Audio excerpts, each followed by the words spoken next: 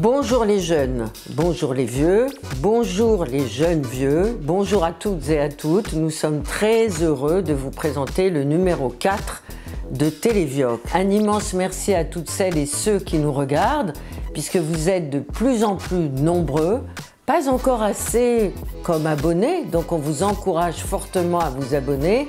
Mais en tout cas, notre petite télé, elle commence à exister grâce à vous. Qui aurait cru dans notre petite équipe que nous allions franchir l'été? Eh bien oui, nous sommes encore là. Nous allons parler de jeunesse, nous allons parler de valeurs humanistes, nous allons parler d'engagement citoyen, nous allons parler des vieilles et des vieux comme des sujets actifs de la société.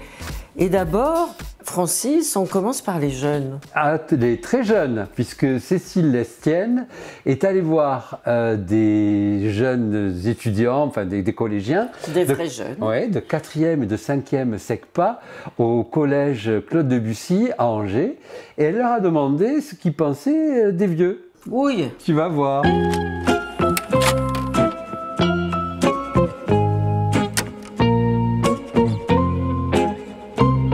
Je trouve que les vieux sont drôles et pas drôles parce que parfois ils sont un peu ennuyants. Ils nous disent de nos jours. À chaque fois, au bout d'un moment, c'est ennuyant. Ils nous disent de nos jours, de nos jours. Et parfois, oui, parce que voilà, ils nous font rigoler. Et bah moi, dans mon immeuble, juste à côté, c'est ma voisine et c'est une vieille. En vrai, elle est toujours à crier parce qu'en fait, on fait du bruit. À la maison, quand je joue à la maison, elle dit on fait trop de bruit. Moi, je pense que les vieux sont énervants parce qu'ils parlent toujours quand ils font leur course. Ah, il manque ça. Ils chuchotent tout le temps et au bout d'un moment, c'est énervant. En fait, les vieux, ils se croient tout le temps tout permis parce qu'ils sont vieux. Souvent, ils font les magasins le week-end alors qu'ils peuvent le faire la semaine. Et du coup, des fois, ils râlent dans les magasins alors qu'eux, ils ont tout le temps de faire ça. Quand les vieux ils font des courses, souvent, à chaque fois, ils connaissent tout le monde. Alors du coup, ça dure des plombes. Souvent, en caisse, ils parlent avec la caissière, ça dure 1 heure, 2 heures. Et en fait, ils ne voient pas le temps passer. Comment je serai quand je serai vieille, je sais pas. Je m'imagine pas vieille. Je pense que quand je serai vieille, je serai pas patiente. Je râlerai toujours.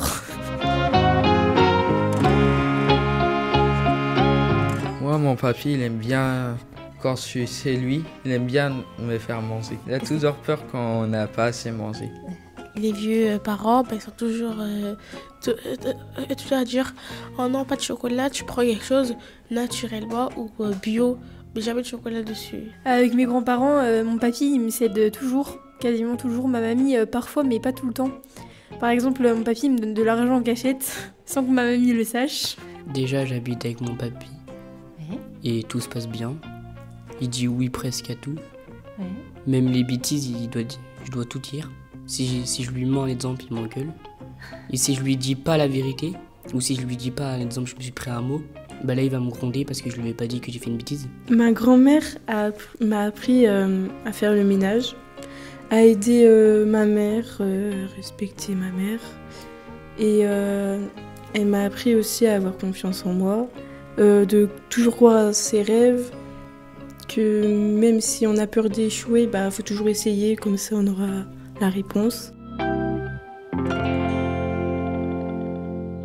Notre prochain sujet, Laure, c'est une interview que tu as menée avec Hélène Vincent, que l'on connaît tous dans son rôle dans La vie est un long fleuve tranquille, mais qui a une carrière aujourd'hui assez présente, puisque un de ses derniers films, On ira, parle du suicide assisté. Oui, alors ce qui est très intéressant dans le parcours d'Hélène Vincent, c'est qu'elle a eu plusieurs vies. Quand elle était jeune, elle a fait beaucoup de la mise en scène de théâtre. Ensuite, elle est devenue comédienne. Et puis, vers l'âge de 55 ans, ça a commencé à être très difficile de continuer à être comédienne. Ouais. Et d'ailleurs, je précise qu'il y a un groupe qui s'appelle 50-50 dans le monde du cinéma qui protège et qui milite pour que des femmes de plus de 50 ans, qui sont des comédiennes de théâtre et de cinéma, puissent continuer à exister. Hélène Vincent a subi ce trou dans sa carrière, et voilà-t-il pas que, devenue de plus en plus vieille, elle est de plus en plus désirée, elle est de plus en plus demandée et elle est aussi de plus en plus heureuse.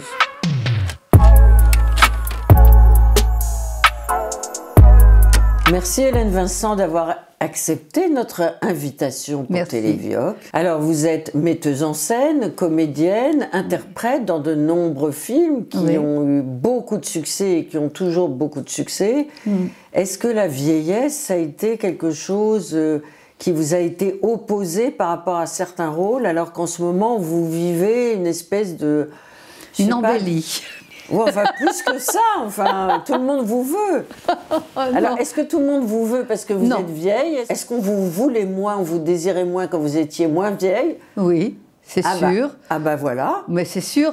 Non, il y a une espèce de trou comme ça. Enfin, arriver à 50 ans, de toute façon, c'est galère hein, pour les femmes, au cinéma. Dans la vie, peut-être aussi, je ne sais pas. Mais voilà. Donc il y a un moment comme ça où le toboggan éjecte les unes derrière les autres, les belles qui ont été là depuis qu'elles avaient 20 ans. Et puis, en fait, il faut... Soit on arrête, soit on décroche, beaucoup décrochent à cet âge-là, soit il y a un moment où ça redémarre. Pour moi, hein, combien de temps ce redémarrage va continuer, j'en sais rien du tout. Mais pour le moment, c'est vrai que de 50 ans à 60 ans, 65 ans, je me suis pas mal ennuyée quand même. Ah ouais. Mais et vous attendiez? J'attendais pas, j'ai fait de la mise en scène, et puis je me suis dit surtout, bon, arrêtons de nous prendre le chou, les rôles principaux, ou les grands personnages comme ça féminins, il y en a fort peu, de mon âge, il y en a encore moins, donc... soyons pas fâchés avec la vie, et si on propose un personnage intéressant, dans un scénario intéressant, et que ce personnage a une existence, même si elle est modeste, acceptons, consentons, et appuyons-nous, comme ça, comme passer sur d'un petit caillou à un autre petit caillou, pour traverser quelque chose qui s'apparente à un torrent, et de l'autre côté, tout à coup, il y a une espèce de gloire qui vous vient de... Voilà, je ne sais pas comment on va dire. Mais en tout cas, je me suis pas sentie, moi, vieillir pendant longtemps. Je me suis sentie, j'ai éprouvé une certaine colère qu'on semble pas trop s'intéresser à moi en tant que comédienne. Mais ça n'a rien à voir avec ce qu'on vit, nous, vraiment. Je pense que s'il n'y avait pas ce métier... ça serait beaucoup plus doux. Le passage des ans serait beaucoup plus doux. Là, régulièrement, je dois affronter quelque chose, y consentir et décider de ne pas mettre le torchon là-dessus et de continuer. On peut dire que vous transmettez quelque chose de très important pour les téléspectatrices et les téléspectateurs qui n'osent peut-être pas s'avouer des choses comme ça. Je pense que ça peut aider. D'ailleurs, quand je rencontre à la suite de projections, de rencontres avec le public, on parle, on échange, notamment le dernier film que j'ai fait avec Enya Barou, On ira, il y a plein de dames qui sont venues. Ah là là, c'est tellement vrai, c'est tellement nous, c'était ma grand-mère, c'était ceci, c'était cela, ça nous fait du bien de vous voir, etc. Je me dis, mais chouette alors. Mais vous en avez pas marre de jouer les grand-mères? Vous pourriez jouer les jeunes premières? Ah non, les jeunes premières, certainement pas. Pourquoi pas? Les vieilles très amoureuses, oui, mais ça ne viendrait à l'esprit de personne de raconter ça. Bon, de toute façon, y a un âge comme ça quand même où... Mais en même temps, je vais vous dire un truc. Ça me semble une liberté en plus. Vraiment. Il y a quelque chose, il y a un moment donné, où, enfin c'est mon vécu, hein, où j'ai lâché l'affaire du côté de la séduction. Ça va bien quoi, ça va bien. Je sais pas comment expliquer ça. Je suis pas mécontente d'avoir l'âge que j'ai. Voilà, et je trouve que c'est une liberté, de la liberté gagnée que perdre le temps, là, comme ça, à se pondre le chou en disant « Est-ce que je suis assez ceci, est-ce que je suis assez cela, est-ce que... Ah là là, et mes fesses et mes seins et tout. » Non, mais c'est vrai, hein. Et voilà, je pense que, en plus, les rôles qu'on me propose, ils me passionnent, quoi. Hein, que ce soit le dernier personnage que j'ai joué avec Enya, celui que j'ai joué avec François Ozon, il y a 10 ans, celui avec Stéphane Brisé. Mais quel bonheur de faire ça! Quel bonheur d'avoir ces rôles! Et de dire... Oui, de passer comme ça une espèce de message, mais tenez le coup, continuez. Hein, c'est, voilà, il n'y a rien de mieux que ça, d'être là. Et c'est très agréable, moi, c'est mon expérience, hein, d'avoir un jour décidé de... Et je vous emmerde, je suis là avec mon âge, et voilà. Voilà, je suis comme ça, et comme ça, c'est bon et c'est bien. Francis, puis-je te poser une question indiscrète? Oh, vas-y. Entre femmes, on n'ose pas trop se la poser, mais alors entre hommes et vis-à-vis d'un homme, c'est encore pire. Est-ce que tu as fait un lifting? Bah non, ça se voit, je pense. Mais je sais pas, en écoutant la minute d'Hélène, je me pose des questions moi aussi.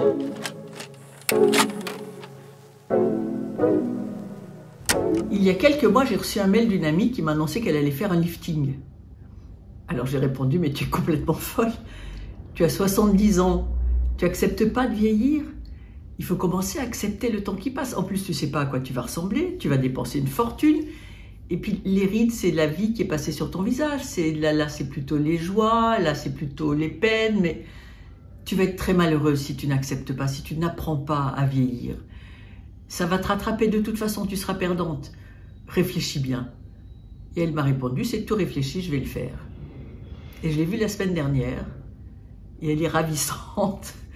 Elle est beaucoup plus jeune, c'est la même. Elle a plus les rides là partout, elle a plus les bajoux, elle a plus le cou fripé comme un vieux col roulé. Elle est en pleine forme. C'est très réussi, et ça m'a donné envie.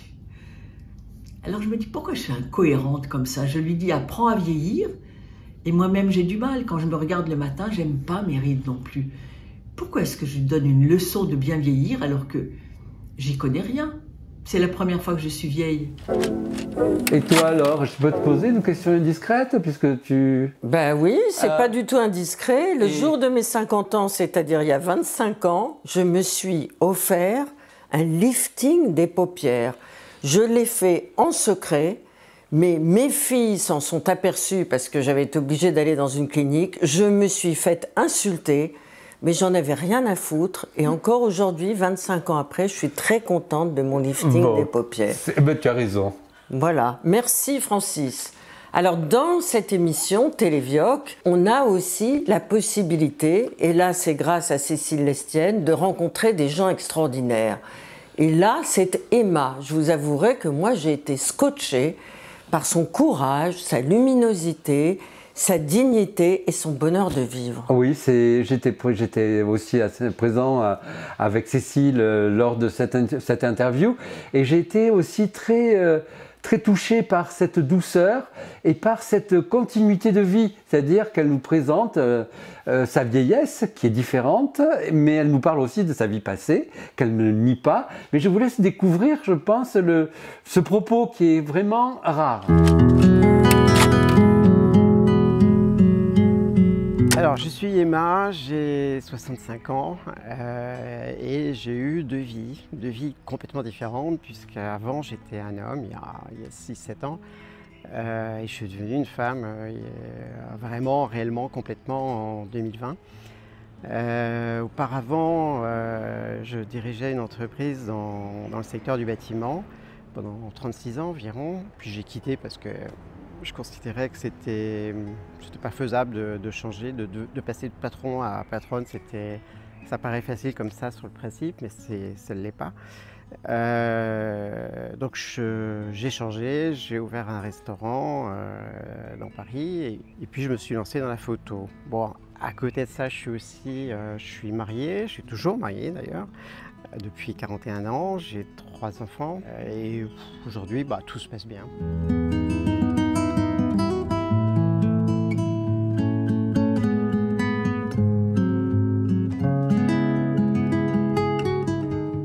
Moi, les 60 ans, c'était vraiment le plus bel anniversaire que j'ai eu dans ma vie. J'étais très, très, très heureuse d'avoir 60 ans parce que j'étais enfin libre d'être moi-même. Alors évidemment, il y a des difficultés quand même quand on change, quand on a 60 ans.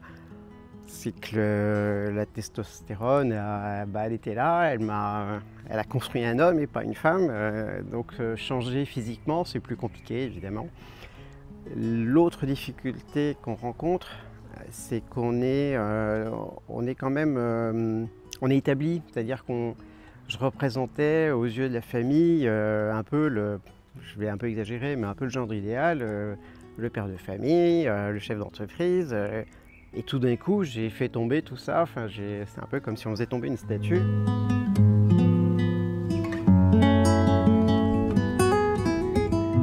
Évidemment, je ne considère pas que je suis une femme comme les autres. Pour moi, je suis du troisième âge, mais je suis aussi un peu, j'aime pas ce terme, mais je suis un peu aussi du troisième sexe. Donc je suis quelqu'un qui est entre deux eaux. Et surtout, je ne rejette pas ce que j'étais auparavant. Et ça, je pense que ça fait aussi partie des choses qui m'ont aidé à me faire accepter. Les jeunes, en général, n'aiment pas elles n'aiment pas parler de leur prénom, elles appellent ça le dead name. Moi, je n'aime pas ce terme-là parce que dedans, il y a mort. Et moi, je n'ai jamais été aussi vivante de ma vie qu'aujourd'hui. Se dire, Emmanuel, je ne le connais pas, il n'a pas vécu, c'est complètement absurde. Ce serait un manque de respect pour Marie, pour mes enfants, enfin pour tout le monde. Oui, je change. Oui, et alors, c'est pas la fin du monde. Et puis, quand j'ai changé, j'arrêtais pas de répéter à tout le monde, je suis la même personne. C'est quoi la différence entre un homme et une femme? Alors, évidemment, on peut s'attacher à la différence biologique, mais je pense qu'on n'est pas réduit à nos organes quand même, même si ça compte quand même. Enfin, c'est quelque chose. Moi, je trouve que j'ai une chance de vivre deux vies en même temps, d'avoir cette vie, d'avoir une vie d'homme et une vie de femme. Mais voilà, j'ai tous les éléments pour être heureuse. Ma femme est toujours là, mes enfants m'accompagnent. Je ne vois pas ce que je pourrais demander de plus à la vie pour être heureuse. Merci à Cécile d'avoir fait cet entretien avec Emma. Merci infiniment à Emma de nous avoir confié son trajet, son itinéraire, ses engagements. Merci à sa femme. Et merci à sa femme. Est-ce que c'est un sujet encore tabou ? Oui, c'est un sujet qui est compliqué, surtout lorsqu'on parle d'une transition à un âge avancé. C'est-à-dire qu'on parle souvent de transition de jeunes, de très jeunes aujourd'hui, puisque c'est ce qui médiatiquement apparaît un petit peu partout, mais les transitions de personnes âgées, de plus de 50 ans, de plus de 60 ans, eh bien, ont quelque chose de particulier, c'est un peu se remettre, de se dire qu'il est essentiel, avant de mourir, de se remettre en équilibre et en paix avec soi-même et d'être en accord avec son corps. Et je trouve que c'est très touchant. Y a-t-il, selon toi, Francis, des endroits dans le monde où il est plus facile, plus agréable, je ne sais pas quel mot il faut employer, non pas de mourir, mais de se faire enterrer, parce que ça serait un rite social plus fédérateur, moins triste? Ah oui, j'en connais un. L'île Rodrigue, tu connais? Non. C'est en plein milieu de l'océan Indien, une toute petite île. Et il y a quelque chose de particulier, c'est que les enterrements sont l'occasion d'une fête. On annonce d'abord les décès à la radio, et puis après on organise une semaine de festivités chez le défunt. C'est pas mal. Donc on regarde un extrait du documentaire de Daniel Grand-Clément.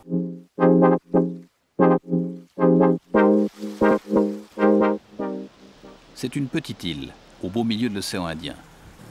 Ici, les événements tout simples et naturels de la vie ont plus d'importance qu'ailleurs. Et en particulier la mort. Les décès sont annoncés chaque matin, solennellement, à la radio. On nous prie d'annoncer le décès de M. Josim Larose, aussi connu sous le nom de Chota, âgé de 56 ans. L'information est largement diffusée. Et de là au cimetière de la paroisse. La Ces tristes nouvelles intéressent particulièrement Oliver. Oliver est plus que tout autre intéressé par la liste des décès, car il est l'une des stars des veillées funèbres. Les veillées vont durer 8 nuits. 8 nuits de prière et de rire, car ici, la mort est aussi une fête. Joseph est mort ce matin, jeune encore, mais il avait trop profité des bonnes choses. Autour du cadavre, c'est un tripot, une salle de jeu installée à la hâte, avec le matériel de la Société de la Mort. Pour la plupart, ces gens ne connaissaient pas le défunt. Ils ont parcouru quelquefois 10 ou 15 kilomètres pour venir s'amuser et un peu célébrer l'événement. La deuxième veillée funéraire est apparemment plus sage. On prie, on psalmodie, cela jusqu'à l'arrivée de l'hiver. Bonsoir tout le monde. Qu'est-ce que vous faites là, dit le lièvre. Je surveille le bassin d'eau, dit l'âne. Tu m'espionnais tout ce temps-là? Écoute, dit l'âne. Je t'ai entendu dire que tu avais de bonnes choses dans ton sac. Donne-moi un peu de ton trésor, ou bien je ne serai ni trop doux, ni trop bon avec toi. Non, non, non, dit le lièvre. Oliver parle un bon quart d'heure, jusqu'à ce que les rires jaillissent en cascade.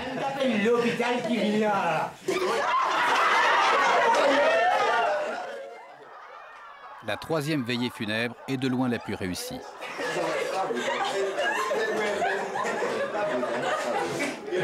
C'est pourtant la plus dramatique.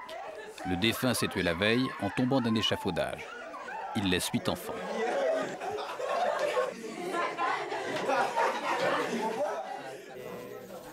Quel est votre lien de parenté avec le mort? C'est mon père. Cela ne vous gêne pas que l'on s'amuse, que l'on rit ce soir? C'est normal, parce que cela nous permet de ne pas être tristes et d'évacuer le chagrin qui est en nous. Personne, et surtout pas le curé, ne s'offusque de la gaieté des prières funèbres. La résurrection, c'est quand même la vie. Hein? Jésus nous dit, celui qui croit en moi, même s'il meurt, vivra. Donc c'est cette espérance de dire que la mort, avec la mort, tout ne s'arrête pas là. La vie est plus forte que la mort. Donc le chagrin est là. Il ne faut pas évacuer le chagrin. Le chagrin est bel et bien là. Mais vivre, essayer de faire comprendre à la famille cette espérance qu'il y a quand même la joie de retrouver cette personne à la résurrection des morts. Que cette personne, elle vit. Il est normal, logique et chrétien de rire aux enterrements. Pourquoi pas? Pourquoi pas rire? À Rodrigue, les très vieux savent donc que d'ici peu, leur entourage va passer une bonne soirée grâce à eux. Quant aux pierres tombales des cimetières de l'île, elles évoquent bien sûr les chers disparus, mais elles rappellent aussi quelques tonitruantes parties de rigolade dont on se souvient encore. À Télévioc, nous essayons de vous rendre compte de l'actualité dans tous les domaines et notamment dans celui des livres. Et là, un livre tout à fait passionnant vient de sortir, Francis. Tout à fait, c'est Catherine Vincent qui a tenu un petit peu la plume pour réaliser un ouvrage collectif sur la représentation que nous avons du corps vieux. Le livre est sorti récemment aux éditions Michalon le 12 juin dernier.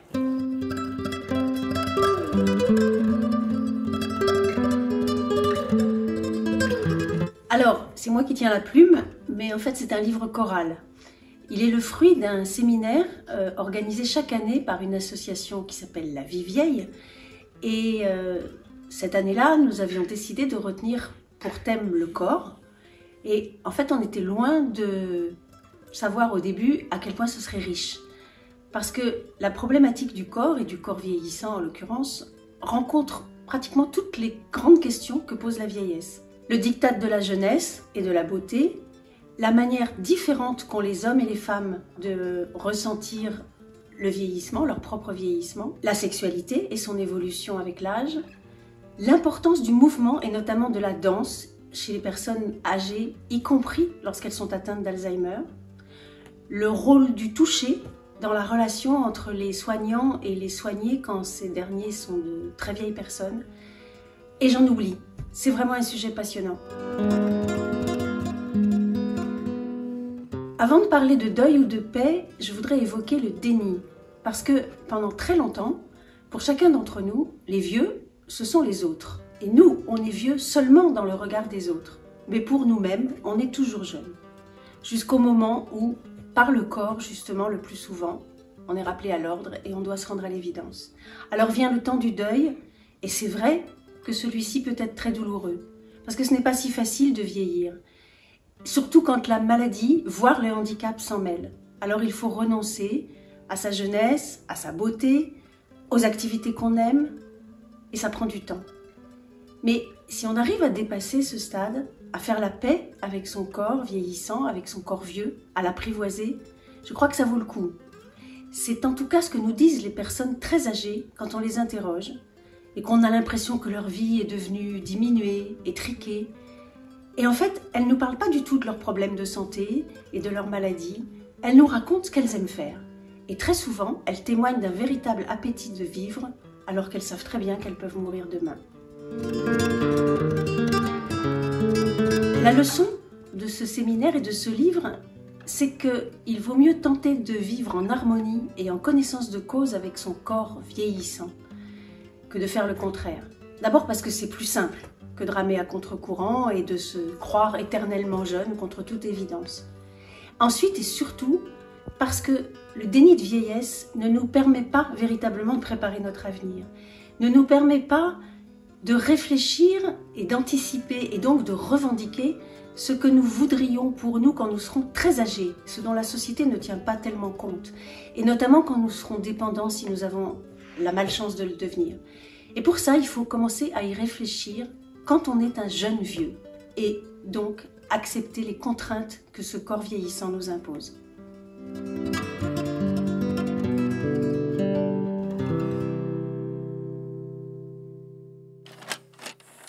Et puis nous allons terminer cette émission en beauté, cette émission de l'été, puisqu'on va terminer par la danse. J'imagine que tu dansais quand tu étais jeune. Je ne t'ai jamais vu danser, tu ne m'as jamais invité à danser, mais on va peut-être se rattraper cet été. Est-ce la nostalgie qui t'a poussé à la Philharmonie pour aller découvrir cette exposition sur le disco? Ah, c'était effectivement une période de ma vie, comme pour toi, on avait 20 ans. 20 ans, c'était le moment de la libération de nos corps, de notre sexualité, et c'est une période qui a été une parenthèse bénie. Et donc après avoir vu l'exposition, je suis revenu voir des gens qui ont participé, qui sont venus voir cette exposition aussi, pour leur demander comment eux, le disco, les avait marqués dans leur vie.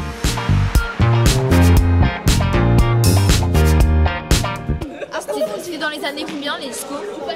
70. Bah oui, enfin mon père il a connu, alors ça veut dire...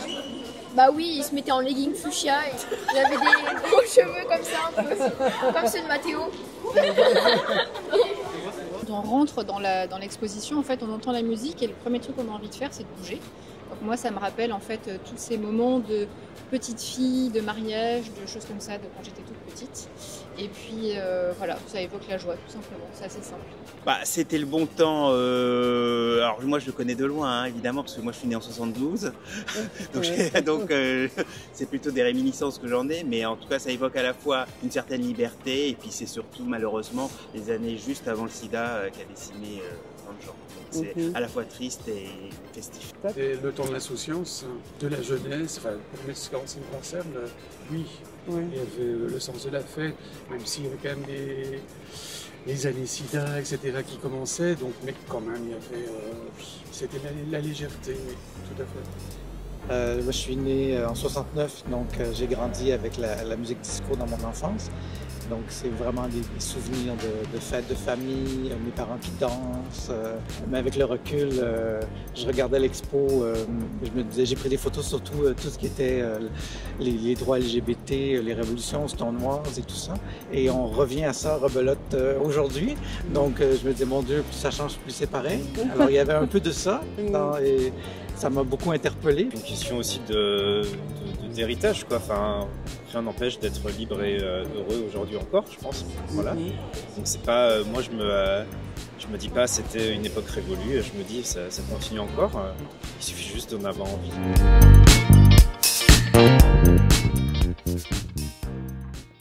Alors si vous avez l'occasion, vous pouvez voir l'exposition Disco à la Philharmonie à Paris jusqu'au 17 août. Et puis on a le droit de partir en vacances, hein. Même les vieilles et les vieux ont le droit de partir en vacances. En tout cas, c'est ce que je vais faire. Francis, toi aussi. On peut poser un petit peu quand même. Voilà, mais on sera présent à la rentrée. En attendant, merci encore de suivre Télévioc. Merci encore plus d'en parler autour de vous et de vous abonner. Nous avons les couleurs de l'été. Tu es dans oui, mais on n'est pas encore en maillot. Peut-être à la rentrée, on vous présentera l'émission en maillot parce qu'on sera bronzé. Oh, je sais pas quand même. En tout cas, passez de bonnes vacances et à très bientôt.